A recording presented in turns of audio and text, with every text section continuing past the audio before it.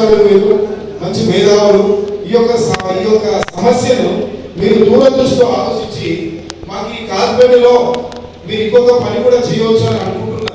ఎందుకంటే ఏదైతే లోకల్ పంచాయతీ చేయమని చేస్తున్నారు కదా, ఇప్పుడు మాకు అదే కనుక రెఫరల్ లెటర్ హాస్పిటల్కి ఎట్లా ఇస్తున్నారో, మీరు రాసిన మందులు కనుక హాస్పిటల్లో లేకపోతే అట్లాంటిది ఒక లెటర్ ఇస్తే మేము పోయి హాస్పిటల్ పోయి ఏదైతే మీ ఒక మెడికల్ స్టోర్ ని నామినేట్ చేసుకోండి.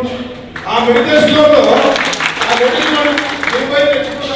నీ మందుల కోసం పాపం తిరగలేని వాడు మందులు వేసుకోకుండా అలాగనే ఉండి వాడి యొక్క ఆరోగ్యాన్ని పాటు చేసుకుంటున్నాడు. కాబట్టి దయచేసి మీరు ఈ పై దృష్టి పెట్టి మా కాజీపేట దత్తత తీసుకోవాల్సిందిగా మీ అందరూ.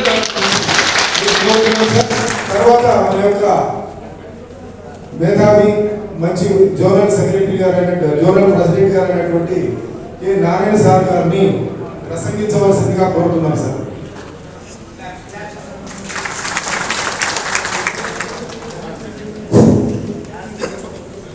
సభాధ్యక్షులు